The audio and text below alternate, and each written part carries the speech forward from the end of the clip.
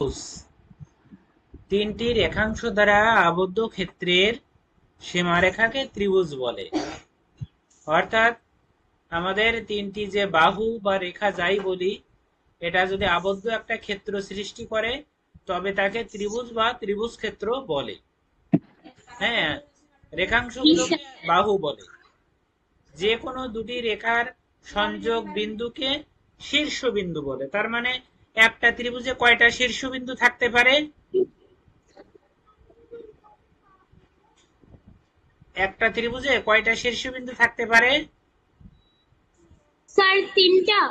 তিনটা। যেহেতু দুইটার বাহু এক জায়গায় যুক্ত হয়েছে, দুইটা রেখা এক জায়গায় যুক্ত হয়েছে, তাহলে তিনটা শীর্ষবিন্দু থাকতে পারে, থাকে। জি স্যার। ত্রিভুজের শীর্ষবিন্দু থেকে এর ভূমির উপর অঙ্কিত লম্বের দৈর্ঘ্যকে উচ্চতা বলে। অর্থাৎ যেটা মাথার উপরে যে বিন্দুটা থাকবে শীর্ষবিন্দু, এবং সেটা থেকে যদি ভূমির উপর আমি লম্ব অঙ্কন করি, যে উচ্চতা হয় সেটাই হলো ত্রিভুজের উচ্চতা। সেটা বুঝছি স্যার। যে কোনো ত্রিভুজের ভূমি এবং উচ্চতার মান জানা থাকলে ত্রিভুজের ক্ষেত্রফল নির্ণয়ের সূত্র হবে হাফ ইন্টু ভূমি গুণ উচ্চতা। চিত্রে একটি ত্রিভুজ দেখানো হলো। এবার আছে ত্রিভুজ শর্তাবলী। অনেকগুলো ত্রিভুজ শর্ত আছে। হ্যাঁ, আমরা দেখি কতদূর আলোচনা করা যায়, কতটুকু মনে থাকে। হ্যাঁ, আমরা প্রথম 10টা তো দেখি, আর প্রশ্নের সাথে সাথে আমরা বুঝে যাব। 1 নাম্বার শর্ত দেখো, যে ত্রিভুজের যে কোনো দুই বাহুর সমষ্টি হবে তৃতীয় বাহু অপেক্ষা বৃহত্তর। কি বলছে? যে ত্রিভুজের যে কোনো দুই বাহুর সমষ্টি হবে তৃতীয় বাহু অপেক্ষা বৃহত্তর। অর্থাৎ আমরা হচ্ছে যদি এখানে ত্রিভুজ অঙ্কন করি, ত্রিভুজ যদি অঙ্কন করি, ত্রিভুজের এখানে চিত্র আছে। স্যার যখন সমস্ত ত্রিভুজ হবে তখন দুই বাহুর সমষ্টি অতিভুজের সমান হবে না? যখন সমকোণী ত্রিভুজ হবে সমবাহু তখন হবে। সমকোণী ত্রিভুজ। হ্যাঁ, সমকোণী ত্রিভুজ যদি হয় সেই ক্ষেত্রে আমরা বলতে পারবো যে ত্রিভুজের আহ, আহ, ত্রিভুজের অতিভুজ স্কোয়ার ইকুয়াল টু লম্ব স্কোয়ার প্লাস ভূমি স্কোয়ার। ঠিক তো কালেক্টই করা হইল। আচ্ছা, আমি যদি তোমাকে বলি, শোনো, আমি যদি তোমাকে বলি যে জি এখানে এই যে আমি একটা ত্রিভুজ আঁকলাম, তাহলে এর অতিভুজ জি। কোনটা? তুমি কি বলবে এর অতিভুজ কোনটা? অতিভুজ স্যার এখানে অতিভুজ থাকবে না? থাকবে না? মানে হচ্ছে সমকোণী ত্রিভুজের অতিভুজ থাকে। বাহ, ভেরি গুড, এই তো তুমি সুন্দর জানো। তাহলে অতিভুজ তখনই থাকবে যদি ত্রিভুজটা সমকোণী ত্রিভুজ হয়।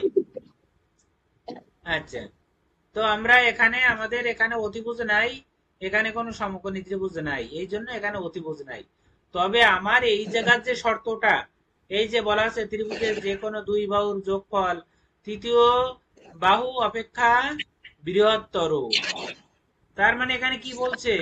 যে এই একটা বাহু আবার এই একটা বাহু, এই দুটো যদি যোগ করি তাহলে তা অবশ্যই এই তৃতীয় বাহু থেকে বড় হবে। দুইটার যোগফল অবশ্যই এই যে 3 নাম্বার বাহু, এই 3 নাম্বার বাহু থেকে ওই অপেক্ষা। যোগফলটা বড় হবে।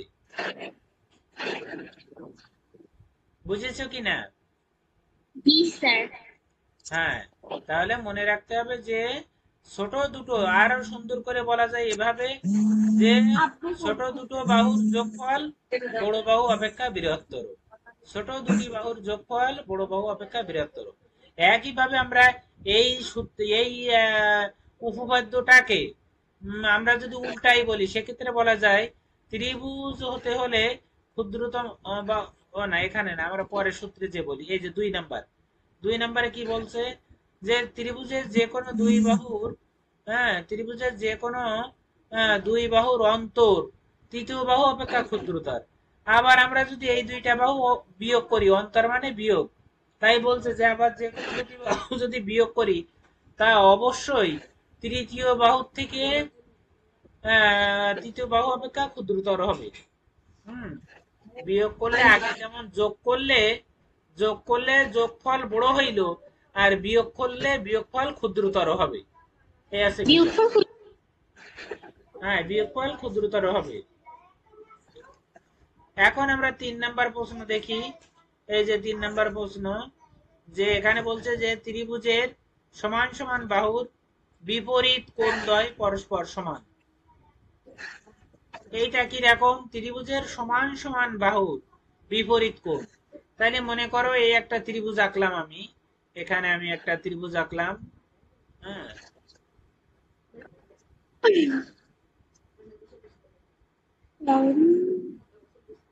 এই মনে করো আমি একটা ত্রিভুজ আঁকলাম। এই ত্রিভুজের এই দুইটা বাহু হলো সমান, এই ত্রিভুজের এই দুইটা বাহু সমান। তাহলে বলছে যে এই বাহুটা মনে করো ছোট আছে, তা ওরা কি বলছে যে যদি দুটি বাহু সমান হয় তাহলে তাদের যে অন্তর্গত যে কোণ, বিপরীত যে কোণ, এই যেমন এই একটা কোণ, আবার আছে এই একটা কোণ, এই যে দুটো কোণ, এই কোণ দুটি পরস্পর সমান হবে, ওদের যে বিপরীত কোণ, এই কোণ দ্বয় পরস্পর সমান হবে। জি স্যার। আচ্ছা, 4 নাম্বার, ত্রিভুজের সমান সমান কোণের বিপরীত বাহুগুলো সমান। অর্থাৎ একই কথা বলেছে, কোণ সমান হলে এই বিপরীত বাহু দুটিও সমান। আচ্ছা, তার মানে কোণ সমান হলে দুটি কোণ সমান হলে দুটি বাহু সমান, দুটি বাহু সমান হলে দুটি কোণ সমান, একই কথা। 5 নাম্বার, ত্রিভুজের বৃহত্তম বাহুর বিপরীত কোণ বৃহত্তম। দেখো কি মজা, এই যে ত্রিভুজের বৃহত্তম বাহুর বিপরীত কোণ বৃহত্তম, এই এই যেমন এই ত্রিভুজ, এই যে এই ত্রিভুজটা, এই বড় ত্রিভুজটা, বড় ত্রিভুজের বৃহত্তম বাহু কোনটা? এই ভূমিতে যেটা সেইটা। তাহলে এর বিপরীত ভূমিকা। কোণ কোনটা? এর বিপরীত কোণ হলো এইটা, এই যে হলো ওর বিপরীত কোণ। তাই বলছে যে এই ত্রিভুজের বিপরীত কোণ হবে বৃহত্তর, বৃহত্তর বাহুর বিপরীত কোণ বৃহত্তর, বাট অন্তর্গত কোণ ক্ষুদ্রতর, বাট এর গায়ে লাগানো যে কোণগুলো থাকবে সেগুলো হবে মানে ছোট। সে এইটা কোনগুলো মানে হচ্ছে খুব ক্ষুদ্রতর বা ছোট। হচ্ছে কি স্যার? আচ্ছা, এরপরে আমার 6 নম্বরে কি বলছে, আবার ত্রিভুজের বৃহত্তম বাহু সংলগ্ন কোণ দ্বয় ক্ষুদ্রতর। ওই যে সেই কথাই বললাম, বৃহত্তর বাহু সংলগ্ন মানে বৃহত্তর, এই বৃহত্তর যে বাহু, এর কাছে যে লম্বা, হ্যাঁ, এই যে বৃহত্তম বাহু, তাই এর কাছে যে কোণগুলো, এই কোণ দুটো ক্ষুদ্রতর। তাই বলিছে যে আবার ত্রিভুজের বৃহত্তম বাহু সংলগ্ন কোণ দ্বয় ক্ষুদ্রতর বা সূক্ষ্ম কোণ হয়, কিন্তু ক্ষুদ্রতর বাহু সংলগ্ন কোণ দ্বয় বৃহত্তর হয়। কিন্তু যদি বাহু যদি ক্ষুদ্রতর হয়, এই যেমন এই বাহুটা ক্ষুদ্রতর, এই বাহুটা আমার ক্ষুদ্রতর, তাহলে এর কাছে কোণটা কিন্তু এই বড়, দেখো এর কাছে কোণটা আছে বৃহত্তর। তাহলে ছোট বাহুর কাছে কোণ থাকে বড়, বড় বাহুর কাছে কোণ থাকে ছোট। এই হচ্ছে কথা, সার সংক্ষেপ। আচ্ছা, আর কি শিখেছি? যে দুটি বাহু সমান হলে তার দুটি কোণ সমান হয়। আচ্ছা, এরপরে দুটি বাহুর যোগফল তৃতীয় বাহু থেকে বড়, আবার দুটি বাহুর বিয়োগফল তৃতীয় বাহু থেকে ছোট, এই শিখলাম। এরপরে 7 দাগে কি বলছে, যে ত্রিভুজের বৃহত্তম কোণের বিপরীত বাহু ক্ষুদ্রতম কোণের বিপরীত বাহু অপেক্ষা বৃহত্তর। এর দরকার নেই, একটু জটিল আছে, ওটা আমার জানার দরকার নেই। 8 দাগ, ত্রিভুজের যে কোনো দুই বাহুর মধ্যবিন্দু সংযোজক সরলরেখা, হ্যাঁ, ত্রিভুজের যে কোনো দুই বাহুর মধ্যবিন্দু সংযোজক সরলরেখা তৃতীয় বাহুর সমান্তরাল অর্ধেক। এই একটা মজার প্রশ্ন। দেখো, মনে করো এই যে ত্রিভুজটা, এই যে এবিসি, এখানে আমরা ত্রিভুজের নাম দিয়ে দিলাম যে এবিসি, এই ত্রিভুজটার নাম দিয়ে দিলাম আমরা এবিসি।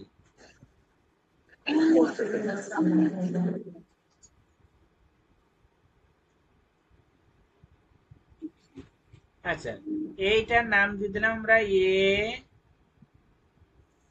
B C.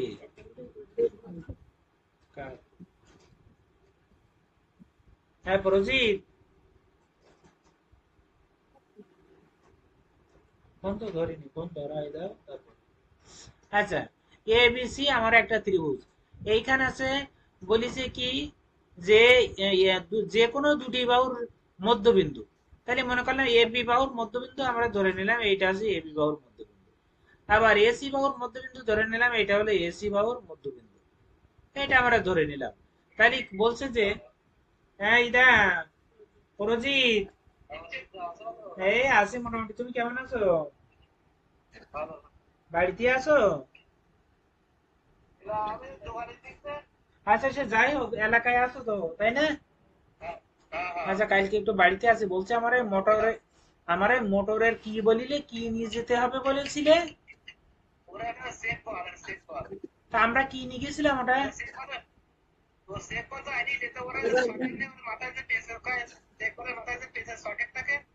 ওইটা, ও পেসের সকেট থাকে, আর ওই যে টেপ আনা লাগবে না, টেপ আরটা থ্রেড টেপ, এই দুইটা জিনিস আনলে হচ্ছে তাই তো?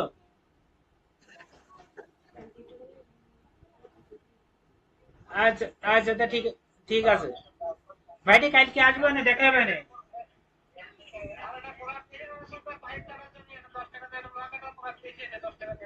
আচ্ছা ঠিক আছে, থ্যাংক ইউ ভাইটি। আচ্ছা তাহলে আমরা, আবিদা শুনছো? জি স্যার। আচ্ছা তাহলে আমরা এখানে আমরা এই যে 8 নাম্বার উপপাদ্যটা আমরা সলভ করব। সেটা কি, ত্রিভুজের যে কোনো দুই বাহুর মধ্যবিন্দু সংযোজক সরলরেখা, তৃতীয় বাহু সমান্তরাল হতে হবে এবং অর্ধেক হবে। তাহলে এই যে মনে করলাম এ বি বাহুর মধ্যবিন্দু এই, এখানে আমি একটা নাম দিলাম পি। আর এসি বাহুর মধ্যবিন্দু আছে কিউ, তাহলে আমি পি কিউ নাম দিলাম এইটার। এবার বলছে যে এই দুটো বাহু যোগ করলে, হ্যাঁ এই দুটো, আমার তো একটু বেঁকে গেছে, যাই হোক, হ্যাঁ এই বিন্দু পর্যন্ত হবে। তাহলে এই দুটো বাহু যোগ করলে সেটা কি হবে? এই যে তৃতীয় বাহু, এই তৃতীয় বাহু যতটা লম্বা, হ্যাঁ এই তৃতীয় বাহু যতটা লম্বা তার অর্ধেক হবে। এই বাহুটা পি কিউ বাহুটা বিসি বাহুর অর্ধেক হবে, এবং ও আচ্ছা। হ্যাঁ পি কিউ বাহুটা হবে বিসি বাহুর অর্ধেক, এবং তা কি হবে? সমান্তরাল হবে, বিসি বাহু সমান্তরাল, সমান্তরাল হবে এবং অর্ধেক হবে। এবার বুঝতে পেরেছো? জি স্যার। এখন আমরা যদি এ পাশেও যদি করি, এই ছোট ত্রিভুজটাই মনে করলাম এর আছে, এইখানে আছে ই মধ্যবিন্দু, এটার মধ্যবিন্দু এখানে আমরা মনে করলাম। তাহলে এই দুটো যদি যোগ করে দিই, এই দুটো যোগ করে দিলাম, তার মানে হলো এই যে এই বাহুটার অর্ধেক হবে এই বাহুটা, এইটাই বলতেছে যে, এবং এটা অবশ্যই এই এই নিচের বাহু থেকে উপরের বাহুটা সমান্তরাল হবে, এই দুটো বাহু সমান্তরাল হবে। আচ্ছা জি স্যার। 9 দেখ, কোন ত্রিভুজে একটির অধিক স্থূলকোণ থাকতে পারে না। তাহলে আরেকটা কথা কি, আমরা জানি ত্রিভুজের তিন কোণের সমষ্টি কত? 160 ডিগ্রি। ও, 3 কোণে 180 ডিগ্রি। আমাদের ত্রিভুজের তিন কোণের সমষ্টি আছে 180 ডিগ্রি। তাহলে মনে করলাম এই একটা ত্রিভুজ আমাদের এই, তাহলে আমাদের এই বড় কোণটার মান কত? 180, সরি, এই বড় কোণটার মান আছে 90 ডিগ্রি থেকে বেশি, তাই তো? জি স্থূল স্যার। স্থূলকোণ কাকে বলে? 90 ডিগ্রি অপেক্ষা বেশি, 180 ডিগ্রি অপেক্ষা ছোট। Very good. তাহলে আবার তিন কোণের সমষ্টি যদি 90 হয়, কথা বুঝো, তিন কোণের সমষ্টি যদি 180 হয়, তাহলে আমার স্থূলকোণ কি একটার বেশি থাকা সম্ভব? No sir. কারণ কারণ একটা স্থূলকোণ হবে অবশ্যই 90 থেকে বেশি। তাহলে আমার একটা কোণ যদি 90 থেকে বেশি হয়, তাহলে অপর দুটি কোণ হবে, কোণের সমষ্টি হবে 90 থেকে কম। তাহলে জি স্যার। কোনোভাবেই এখানে দুইটা কোণ স্থূলকোণ হতে পারে না, অর্থাৎ জি দুইটা স্যার। সূক্ষ্ম কোণ হবে, একটা হবে স্থূলকোণ। আচ্ছা এটা তুমি জানো দয়দাক, এই মাত্র বললে যে একমাত্র সমকোণী ত্রিভুজে অতিভুজ থাকে, এবং সমকোণের বিপরীত বাহুকে অতিভুজ বলে। আচ্ছা এরপরে কোন ত্রিভুজে একটির অধিক সমকোণ থাকতে পারে না, ওই যেমন স্থূলকোণও থাকতে পারে না একটার অধিক, তদ্রূপ কোণ সমকোণও থাকতে থাকবে। পারে না। Very good. আচ্ছা তা এরপরে, সমকোণ। হ্যাঁ একটা ত্রিভুজের যদি একটা সমকোণ থাকে তাহলে বাকি দুটো সূক্ষ্মকোণ হবে। অবশ্যই, ভেরি গুড। আচ্ছা এরপরে 11 নম্বর, ত্রিভুজের তিন কোণের সমষ্টি দুই সমকোণ বা 180 ডিগ্রি, কিন্তু যে কোনো দুটি বহিস্থ কোণের সমষ্টি আমাদের দুই সমকোণ অপেক্ষা বৃহত্তর। এই একটা মজার বিষয় আছে, যে কোনো দুটি বহিস্থ কোণ তুমি চেনো তো? বাইরে যে কোণ তৈরি হয়, মনে করো বিসি বাহুকে ডি পর্যন্ত বাড়ালাম, তাহলে জি এই স্যার। এই একটা বহিস্থ কোণ, তাহলে এই বহিস্থ কোণটার মান কত? অবশ্যই 90 ডিগ্রি থেকে বেশি। আবার এদিকে বাড়ালাম, তাহলে এটাও অবশ্যই 90 ডিগ্রি থেকে বেশি। তাই বলেছে যে ত্রিভুজের যে কোনো একটি বাহুকে যদি উভয় দিকে বর্ধিত করি, বাড়াই, তাহলে বাইরে যে কোণ দুটি উৎপন্ন হয় তা হবে অবশ্যই দুই সমকোণের থেকে বড়। আচ্ছা, স্যার যাই যদি হোক আমরা সমকোণী ত্রিভুজ করি, একটা বুঝে গেছি। সমকোণী ত্রিভুজের নিচের ভূমিটাকে যদি বর্ধিত করি, হ্যাঁ, হবে, তখন অবশ্য হবে। তখন তো এই পাশের বিন্দুটা 90 ডিগ্রি হবে। হ্যাঁ, তা তো হবে। তাতে কি আর হয়েছে? এই তার পাশে তো অপার পাশে 90 থেকে বেশি না? তাহলে দুটো যোগ করলে কি হয়ে গেল? দুই সমকোণ থেকে বেশি না, একটা 90 ডিগ্রি আর একটা তো 90 ডিগ্রি থেকে বেশি হতেই হবে। তুমি ও বুঝেছো আচ্ছা, কিনা? হ্যাঁ। জি এক স্যার, পাশে বুঝছি। তুমি, হ্যাঁ, তোমার তো দারুণ দারুণ প্রশ্ন করছো একটা। তুমি বলতে চাচ্ছ যে স্যার একটা তো 90 ডিগ্রি হতে পারে। আমার যদি সমকোণী ত্রিভুজ হয় তাহলে এই সমকোণী ত্রিভুজের আমার যে একটা এদিকে নেই বর্ধিত করলাম, বর্ধিত করলে এটা এটা নেই 180 থেকে বড় আমি মানলাম, এই 90 থেকে বড় মানলাম। হ্যাঁ, কিন্তু এই সাইডে হ্যাঁ, তো 90 থেকে বড় না। তাই। এই এটা তো নব্বই হ্যাঁ, ডিগ্রি এই যে হবে। হ্যাঁ, তাহলে এই গেল 90, আর এই সাইড তো মাস্ট বি, কারণ এটা তো এই বাহুটা তো কাট করা, এই যে কাট করা, তার মানে কি এই বাহুটা অবশ্যই 90 থেকে বড়, তাহলে দুটো যোগ করলে 290 থেকে বড়। 290 থেকে তো ছোট হবে, তাই না? ও, এটা বড় 90 থেকে, হ্যাঁ হ্যাঁ, বড় হবে, হ্যাঁ। হ্যাঁ, বুঝেছো তাহলে? স্যার, বুঝছি। আচ্ছা, ভেরি গুড। আচ্ছা, তাহলে আমরা উম, আমরা একটু প্রশ্ন সলভ করে আসি। আমরা 11টা পড়ছি, এখানে অনেকগুলো শর্ত আছে। 11টা শর্ত পড়ছি। 11টা শর্ত শেষ হয়ে গেছে। আচ্ছা, আরো কিছু শর্ত দেখি, আরো কিছু শর্ত দেখি, তোমার তো মনে থাকছে, অসুবিধা হচ্ছে না? আচ্ছা, তাহলে 12 দাগ, অসুবিধা। 12 দাগে কি বলছে? হ্যাঁ, আমরা আরো দেখতে থাকি কিছু শর্ত। তাই এখানে আমরা কোণ যেহেতু ইতিপূর্বে করেছি, আমরা ভালো একটা কোণ সম্পর্কে ধারণা আছে, তাহলে আমাদের এটা কষ্ট হওয়ার কথা না, বুঝতে কষ্ট হওয়ার কথা না, কারণ এর সাথে কোণ রিলেটেড। এখন কোন সমকোণী ত্রিভুজের অতিভুজ, 12 নাম্বার, কোন সমকোণী ত্রিভুজের অতিভুজ অপর যে কোনো বাহুর দ্বিগুণ হলে, খুব ক্রিটিক্যাল একটা প্রশ্ন, দেখো, আহ, না বুঝলে ক্রিটিক্যাল আর কি। কি বলছে? কোন সমকোণী ত্রিভুজের অতিভুজ অপর যে কোনো বাহুর দ্বিগুণ হলে অতিভুজের অন্তর্ভুক্ত কোণ একটি অপরটির দ্বিগুণ হবে। খুব মজার অঙ্ক এবং ভেরি ভেরি ইম্পর্টেন্ট। আমি তোমার একে না দেখালি বুঝবা না, আমি একে দেখাচ্ছি।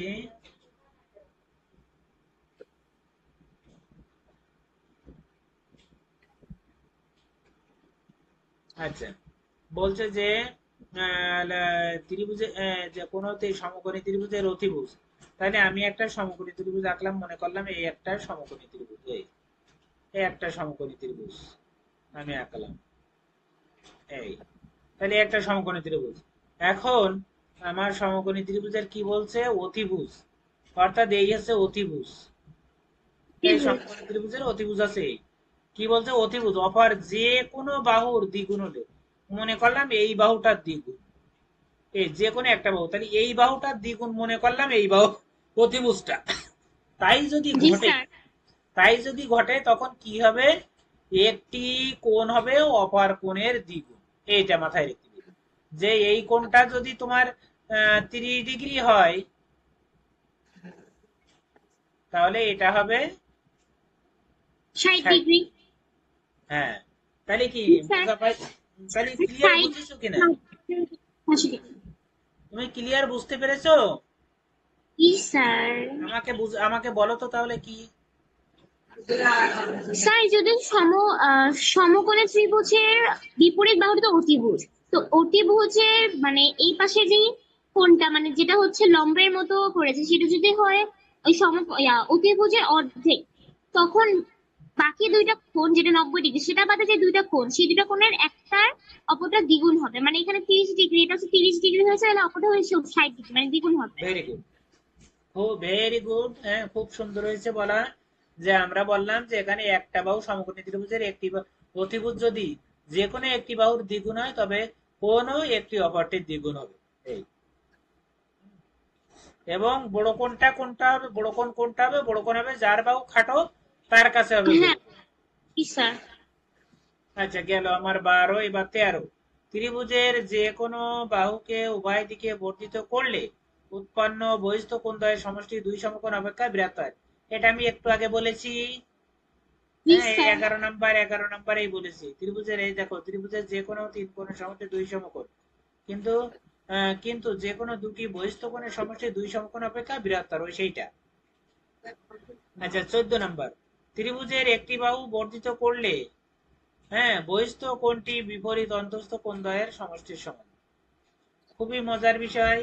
হ্যাঁ, মনে করো এই যে কোণ ত্রিভুজটা আঁকানো আছে, আমার এই ত্রিভুজটাকে বর্ধিত করলাম। একে বর্ধিত করলে আমার কি বহিস্থ কোণ কি উৎপন্ন হলো, এইটা উৎপন্ন হলো। তাই বলছে যে বহিস্থ কোণ উৎপন্ন হয় কোন ত্রিভুজের যে কোনো বাহুকে বর্ধিত করলে যে বহিস্থ কোণ উৎপন্ন হয়, এই কোণ সমান কি হবে, বিপরীত কোণ। এই কোণের বিপরীত কোণ বলে এইটা, এইটা আর এইটা মাথায় রাখবো সবসময়। হ্যাঁ, 60 আর 90। তাই বলছে যে যে বিপরীত কোণ উৎপন্ন হয় তা যে বহিস্থ কোণ উৎপন্ন হয় তা এই বিপরীত কোণ দুটির সমষ্টির সমান, এইটা বলেছে। এখন দেখো তাই হচ্ছে কিনা, দেখো মজার ব্যাপার এখানে দেখো, এইটা যদি 30 ডিগ্রি হয়, ভিতর যদি জি 30 হয়, তাহলে বাইরে কত হবে, 180 180 মাইনাস 30 নিশ্চয়ই 150 ডিগ্রি। 150 ডিগ্রি। বুঝেছো কিনা? জি স্যার বুঝছি। হ্যাঁ মানে হচ্ছে ত্রিভুজের তিন কোণের সমষ্টি 180 ডিগ্রি, আর হচ্ছে হ্যাঁ, 180 ডিগ্রি। তো এইটা যদি 180 থেকে 30, মানে এই দুটো সমষ্টি তো 180 ডিগ্রি, তাই এটার সমষ্টি আর এটা সমষ্টি সেম। হ্যাঁ, হ্যাঁ, ঠিক। তাহলে আমরা যদি 100, না আবার একটা কথা আছে, এটা কিন্তু আবার সরল কোণ। এই যে জি লম্বা স্যার। দাগটা গেছে, এই যে লম্বা দাগ চলে গেছে, এ তো সরল কোণ। অর্থাৎ এই পুরোটা মিলিয়ে আবার সরল কোণ, তাই না? তা সরল কোণ হলে 180 ডিগ্রি সরল কোণ, তার থেকে যদি 30 বাদ দেই, তাহলে বাইরের অংশটা হবে 150 ডিগ্রি। হ্যাঁ, জি বাইরের অংশটা স্যার। হবে 150 ডিগ্রি। তাহলে সেই এখন এই 150 কি করে পাওয়া যাবে সহজে, সেটা আছে এর, এটা তো বহিস্থ কোণ আর এর বিপরীত অন্তস্থ কোণ আছে এই দুটো, এই 60 আর এই 90। তার 9 6 15, এটাও কি 180 ডিগ্রি না? জি স্যার। তাহলে মিলে গেছে। ত্রিভুজের 180 ডিগ্রি। হ্যাঁ, তাহলে মিলে গেছে। তাহলে আমরা 14 বুঝে গেলাম। এবার 15। 15 কি বলছে, কোন ত্রিভুজের একটি বহিস্থ কোণ ও এর অন্তস্থ কোণ দ্বয়ের সমষ্টি সমান 180 ডিগ্রি। ওই যে কেবল যেটা বোঝালাম। হ্যাঁ, যে এই বাইরে ছিল কত, 150, স্যার আর ভিতরে কত, জি স্যার। 30। তাহলে মোট হলো কত, 180। 180। হ্যাঁ, তার মানে বহিস্থ কোণ আর অন্তত আমি যাই একাই না কেন, মনে করে একটা ত্রিভুজ আঁকালাম, আঁকাইয়ে আমি এই বাহুটাকে বর্ধিত করলাম, মানে বাড়ালাম। এই সরি, আমার বেঁকে বুঝছি। যাচ্ছে। এই বাড়ালাম, তাহলে এই কোণটা, এটা বহিস্থ কোণ, আর এইটা হলো ভিতরের কোণ। তাহলে এই দুটো জি স্যার। যোগফল কি হবে, 180 ডিগ্রি। সেটাই বলছে যে বহিস্থ কোণ এবং অন্তস্থ কোণ যে কোনো ত্রিভুজের বাইরের কোণ আর ভিতরের কোণ মিলিয়ে 180 ডিগ্রি। এবার কোন বুঝেছি। ত্রিভুজের হ্যাঁ, এবার কোন ত্রিভুজের তিনটি বাহুকে চক্রাকারে বর্ধিত করলে হ্যাঁ কোন তিনটি সমষ্টি হবে, 360 ডিগ্রি। হ্যাঁ, অর্থাৎ একটা ত্রিভুজ, হ্যাঁ যে কোনো বুঝছি ত্রিভুজ হোক না কেন, তাতে যদি ওই বাহু তিনটি বাড়ানো হয়, তিনটা বাহু এরকম লম্বা লম্বা করে বাড়ানো হয়, তাহলে যে বহিস্থ কোণ উৎপন্ন হবে তার মান হবে 180 ডিগ্রি। 360 ডিগ্রি। আর তিনশো ষাট এটা যে ডিগ্রি ত্রিভুজের ক্ষেত্রে ও পঞ্চভুজের ক্ষেত্রে সবগুলোর ক্ষেত্রে 360 ডিগ্রি হবে বহিস্থ কোণের সমষ্টি। বা ভেরি গুড। বহিস্থ কোণগুলোর সমষ্টি, হ্যাঁ, বা জি বহিস্থ স্যার। কোণ তিনটির সমষ্টি সর্বদা 180 ডিগ্রি। শুধু এটা সর্বদা। ত্রিভুজ না, ত্রিভুজ, চতুর্ভুজ, পঞ্চভুজ, ষষ্ঠভুজ, সপ্তভুজ, অষ্টভুজ, দশভুজ, বারোভুজ, পঞ্চভুজ, যাই হোক না কেন, সবই বহিস্থ কোণগুলোর সমষ্টি 360 ডিগ্রি, মাথায় থাকবে। 60 ডিগ্রি। আচ্ছা জি স্যার। এরপরে দেখো, এবার ত্রিভুজ সর্বসম হওয়ার শর্ত দেখো, এই 6 7 8 সব জায়গায় রয়েছে এই সব কথাগুলো, যে ত্রিভুজ সর্বসম হওয়ার শর্ত। দেখো, ত্রিভুজ সর্বসম হতে গেলে কি কি তিনটা প্রক্রিয়ায় হতে পারবে, এই ক, এই খ, এই গ। তাহলে কি কি কতে কি বলেছে? উভয় ত্রিভুজের দুই বাহু এবং তাদের অন্তর্ভুক্ত কোণের পরিমাণ সমান হতে হবে, তবে ত্রিভুজটা সর্বসম হবে। কোণ সমান এবং বাহু সমান। হ্যাঁ, কোণ সবাই কমপক্ষে দুটি বাহু সমান। উভয় ত্রিভুজের কমপক্ষে দুটি করে বাহু সমান হবে, আর তাদের মানে অন্তর্ভুক্ত ত্রিভুজে কোণের পরিমাণ সমান হবে। হ্যাঁ, এবং তাদের অন্তর্ভুক্ত কোণের পরিমাণ সমান হবে, তবে কি হবে? তবে আছে ত্রিভুজ দুটি সর্বসম হবে, মানে একটি সমান অপরটি হবে। হ্যাঁ, আচ্ছা। দুই, উভয় ত্রিভুজের একটি তিন বাহু, মানে উভয় ত্রিভুজের একটি ত্রিভুজের তিন বাহু অপর ত্রিভুজের তিন বাহু সমান হবে। তাহলে কি, তিনটি বাহু দুটি যদি সমান হয় তাহলেও ওই ত্রিভুজটা সর্বসম হবে। কথা বুঝেছো কিনা? না স্যার। আচ্ছা, দাঁড়াও, আমি ডিলিট করে দিই, বেশি হয়ে গেছে। জি স্যার। আচ্ছা, এরপরে আমি ত্রিভুজ, আমি এই আগে আর আগে যেটা করছি তাতে ফাইন ত্রিভুজ আঁকা যেত, অথচ এইটাতে আমি ত্রিভুজ আঁকতে পারছি না, কেন বুঝলাম না তো। ডক টুলবার কি? স্যার, হ্যাঁ, বলো। দুটি ত্রিভুজ সর্বসম বলতে কি বুঝাইছে? মানে ত্রিভুজটাকে ভাগ করলে দুই পাশে সমান হবে এরকম? না না, আমি দেখাচ্ছি তোমারে।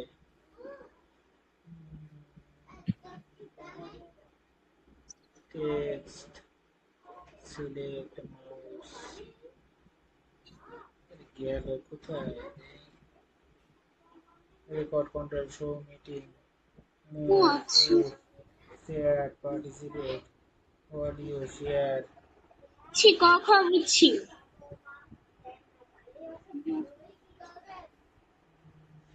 আচ্ছা, যাই হোক, দরকার নেই। আমি রেখা নিয়েছি, রেখা নিয়ে আগে ত্রিভুজ এঁকে নিই। হ্যাঁ, অটোমেটিক স্যার, ত্রিভুজ আঁকা যায়, কিন্তু এইখানে দেখতেছি আঁকা যাচ্ছে না। আচ্ছা, যাই হোক, আমরা এই একটা স্যার, রেখা, এই একটা রেখা নিলাম। হ্যাঁ, আবার এই একটা রেখা নিলাম, আবার এই একটা রেখা নিলাম।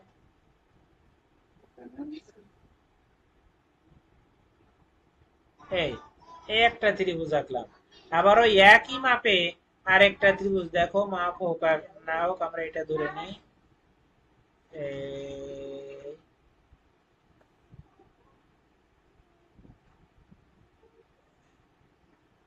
এই মনে করো, সাপোজ মনে করো যে দুটি ত্রিভুজ একেবারে হুবহু সমান, মানে একটার উপরে আর একটা রাখা যাবে, তাই মনে করো। বুঝছো? জি তাহলে স্যার। এখন বলছে, চিত্রের এনে আঁকাই দেওয়ার পরে বলছে যে দুটো ত্রিভুজ সর্বসম, মানে সব দিক থেকে সমান, এইটা প্রমাণ করো। হ্যাঁ, এইটা বলে যাচ্ছে যে দুটি ত্রিভুজ সর্বসম। এটা কিভাবে প্রমাণ করবে, যে সেইটা তোমরা প্রমাণ করে দেখাও। তাহলে এখানে আছে, বলছে যে কি শর্ত হতে হবে? এক কোয়াতে আছে দুটি উভয় ত্রিভুজের দুই বাহু সমান হবে, তার মানে কমপক্ষে দুটি করে বাহু সমান হবে। এই বাহু সমান এই বাহু, আবার এই বাহু সমান এই বাহু। তাহলে আমরা মনে করলাম যে এই দুটো বাহু সমান হতে হবে। যদি এই দুটো দুটো বাহু সমান হয় এবং তাদের অন্তর্ভুক্ত কোণ, এবং তাদের অন্তর্ভুক্ত কোণ মানে কি? এই যে মাঝখানের যে কোণ, এই এই কোণ যদি সমান হয়, তাহলে ওই ত্রিভুজ দুটি সর্বসম হবে। তাহলে এই কিন্তু একটা শর্ত। বুঝেছো কিনা এবার বলো? স্যার, হ্যাঁ, তাহলে কি দুটি বাহু সমান হবে এবং তাদের অন্তর্ভুক্ত কোণ সমান হবে, তবে সর্বসম হবে। এবার ক্ষতে কি বলছে? উভয় ত্রিভুজের একটি তিন বাহু অপরটির তিন বাহু সমান হতে হবে। উভয় ত্রিভুজের একটি তিন বাহু অপরটি তিন বাহু সমান হতে হবে। তাহলে আর একটা শর্ত বলছে, ও কোণ দরকার নাই। ওরা বলছে যে এই শর্তটা বলছে যে কোণ দরকার নাই, এই বাহু সমান এই বাহু হবে, আবার এই বাহু সমান এই বাহু হবে, আবার এই বাহু সমান এই বাহু হবে। বলছে এই তিনটা বাহু যদি সমান হয় তবে তারা সর্বসম হবে। এরপরে আবার কি বলছে, গোয়াতে কি বলছে? কি, উভয় ত্রিভুজের পরস্পর দুইটি কোণ এবং একটি বাহু সমান হতে হবে। আবার ওরা বলছে যে উভয় ত্রিভুজের দুইটা কোণ, অন্তর্ভুক্ত দুইটা কোণ, মনে করো এই একটা কোণ আর আছে এদিকে এই একটা কোণ, এই দুইটা কোণ সমান। তাহলে এই দুইটা কোণ, এরও এই কোণটা আর এই কোণটা, বলছে যে এই দুইটা কোণ আর যে কোনো একটা বাহু যদি সমান হয়, হ্যাঁ, তবে তারা সর্বসম হবে। অর্থাৎ এই শর্তগুলো একটু মনে রাখতে হবে। তোমার আরো ক্লিয়ার করে দিই যে দুইটা বাহু একটি কোণ, অথবা দুইটা কোণ একটি বাহু, অথবা তিন বাহু। এটা কিন্তু পরীক্ষায় আসবে, বুঝছো? কিন্তু এই দেখো এখানে গোয়াতে গোয়ার কিন্তু রয়েছে। কিন্তু উভয় ত্রিভুজের তিনটি কোণ সমান হলে ত্রিভুজ সর্বসম, ত্রিভুজ দুটি সর্বসম নাও হতে পারে। দেখো মজার কথা, কিন্তু ওরা কি বলছে, কিন্তু এই তিনটা কোণ, একটা কোণ, একটা কোণ, একটা কোণ, আবার একটা কোণ, একটা কোণ, আবার একটা কোণ, এই তিন কোণ সমান যদি তিন কোণ হয় তবে সর্বসম হবে না। তবে সর্বসম কি হবে না। আচ্ছা, তুমি তো আমার কাছে এখন প্রশ্ন করলে না, স্যার তিন কোণ সমান হলে কেন সর্বসম হবে না? জি স্যার, কেন হবে না? আচ্ছা, তাহলে এই প্রশ্নটা আবার আমরা একটু ডিলেট করে দেখি। আচ্ছা, মনে করো এই একটা ত্রিভুজ।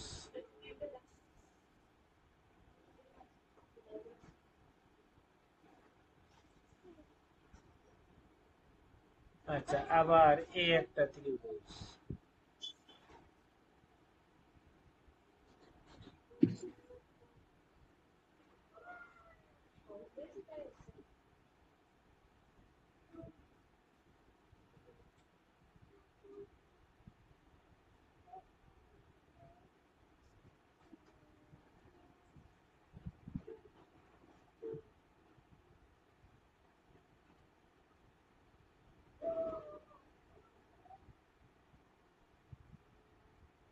আচ্ছা, মনে করে একটা ত্রিভুজ, এই দুইটা ত্রিভুজ আমি আঁকাইছি। এখন প্রমাণ করতে হবে ত্রিভুজ দুটি সর্বসম। হ্যাঁ, এই সর্বসম, কিন্তু কি করে প্রমাণ করব? এর তিন বাহু সমান কি তিন বাহু হয়েছে আমার? No sir. হয় নাই। কিন্তু কিন্তু আমার কোনগুলো সমান? কিন্তু কোণগুলো সমান। হ্যাঁ, দারুণ কথা বলেছো। এই কোণ সমান এই কোণটা, আবার এই কোণ সমান, মনে এই করো এই কোণ, কোণটা, আবার এই কোণ সমান এই এই কোণটা। কোণ। কারণ হতেই পারে, এটা বড় হতেই পারে, বড় তাতে কি হয়েছে, এও তো তিন কোণের সমষ্টি কত হবে, 180 ডিগ্রি। কিন্তু হ্যাঁ, এটাও তিন কোণের সমষ্টি কত, 180 ডিগ্রি। ছোট তাতে কি হয়েছে, চেহারা দেখতে ছোট, কিন্তু এও 180 ডিগ্রি, আবার এও 180 ডিগ্রি। এটা অর্থাৎ, 180। হ্যাঁ, অর্থাৎ মনে করো এই কোণটার মান আমরা ধরে নিলাম, সাপোজ এই কোণটার মান আছে 40 ডিগ্রি। এই কোণটার মান ধরে নিলাম 40 ডিগ্রি। এইটার মান ধরে নিলাম আমরা প্রায় 90, বা আমরা এখানে আছে একটু 85 ধরলাম। এই কোণটার মান আছে 85 ডিগ্রি। আর এই কোণটার মান ধরলাম আছে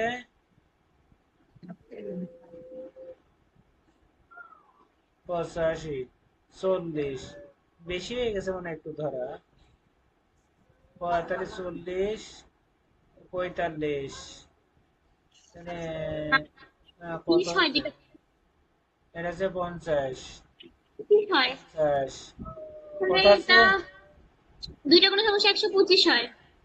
তাহলে 55 ডিগ্রি। যাই হোক, জি এই তিনটা স্যার। মিলে 180 ডিগ্রি হইলো না? 155, 55 ডিগ্রি। না, 180 হয়েছে। এই যে জি স্যার। 55 আর 40, 95 আর 85, তাহলে 180। তাহলে এই মনে করো রয়েছে, তাহলে এখানেও সেই একই ভাবে রয়েছে।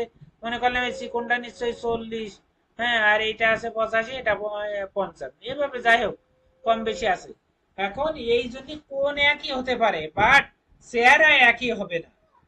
হ্যাঁ, কোন একই হবে, কিন্তু চেহারা একই হবে না। একজন বড় একজন ছোট, কিন্তু একই রকম দেখতে তাদের হতে পারে। এই জন্য আমাদের বলছে যে জল, এই অরিত্র বাপি, জল পাপা, তাহলে এবার বুঝলে কি না? জি স্যার। তাহলে তিন কোণ সমান হলে সর্বসম হবে। জি। নো স্যার, তিন কোণ সমান হলেই হবে না, তিনটা না, কোণ তিনটি কোণ সমান হলে, উভয় সমান হলে সর্বসম তিন- হবে না, তাই না? নাও হতে পারে। যদি একই রকম আঁকা হয় তাহলেই হবে, কিন্তু নাও হতে, যদি ভিন্ন রকম ভাবে আঁকা হয়, বড় করে আঁকা হয়, তাহলে হবে না। জি স্যার।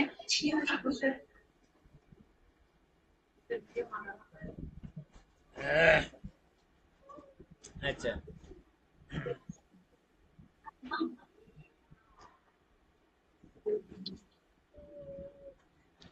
এরপরে আমাদের কি বলা আছে? 18 দাগ, দুটি ত্রিভুজের একটি তিন কোণ অপরটি তিন কোণের সমান হলে ত্রিভুজ দুটিকে সদৃশকোণী ত্রিভুজ বলে। তাহলে এই দুটো ত্রিভুজকে আমরা কি ত্রিভুজ বলতে পারবো? সদৃশকোণী। এই দুটো ত্রিভুজকে আমরা, যদি কোণ সব সমান হয়, তাদেরকে বলা হয় সদৃশকোণী ত্রিভুজ।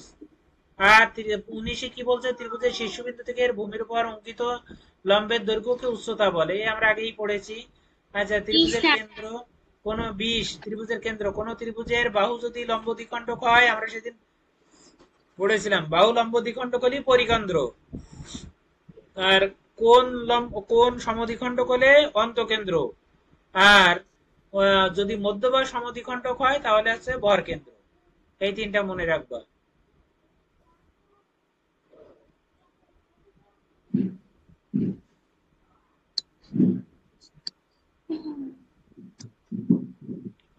আচ্ছা, এই যে দেখো, কোন ত্রিভুজের মধ্যমা তিনটি যে বিন্দুতে ছেদ করে তাকে ভরকেন্দ্র বলে।